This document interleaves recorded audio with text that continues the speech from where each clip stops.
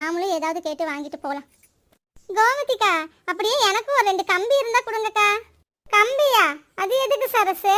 இது வந்துட்டு என் வீட்டு கொல்லப்புறத்துல கம்பி கட்டி துணியை துவைச்சு காய போடுறதுக்கு கம்பியே இல்லைங்கக்கா. அதான் ஒரு 2 கம்பி இருந்தா கொடுங்களேன். ஏம்மா, சும்மா ஒன்று ஏதோ ஒன்று கேட்கணும்னு சொல்லி கேட்காதம்மா.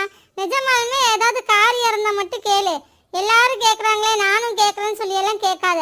நீ துணியை துவைச்சு காய போடுறதுக்கு உனக்கு இவ்வளோ விலையை போட்டு இந்த 2 கம்பி உனக்கு வேணுமா? அதுக்கு போய் கடைக்கு போனேன்னா ஒரு 20 ரூபா 40 ரூபாய்க்கு ஏதாவது ஒன்று கயிறு கிடைக்கும். அதை வாங்கி கட்டி தொங்க போடு உன் துணியை. ஐயோ இல்லைங்கக்கா, அதுல எல்லாம் காய போட்டு பார்த்தாச்சு. அதெல்லாம் நல்லாவே இருக்க மாட்டேங்குது. 2 நாள்ல எல்லாமே அருந்து கீழே விழுந்துடுது. அதுக்கு இதுனா நல்லா ஸ்ட்ராங்கா இருக்கும்ல, அதான்க்கா இதை கேட்டேன். கொஞ்சம் கொடுங்களேன். பாத்தீங்களாக்கா இந்த அக்காக்கு எவ்வளோ திமிருன்னு. இங்க கூட்டிட்டு வந்துட்டு நம்ம கிட்ட எப்படி நடந்துக்கிறாங்கன்னு பாருங்க. இவளுக்கு 2 பேர் கேட்டாங்க, இவளுக்கு 2 பேருக்கும் கேட்டது எடுத்துக்கோங்க எடுத்துக்கோங்க ஒன்றும் பிரச்சனை இல்லை அப்படின்னு சொல்லி கொடுத்துருச்சு. நான் மட்டும் 2 கம்பி கேட்டதுக்கு இப்படி மூஞ்சி திருப்பிட்டு போகுது.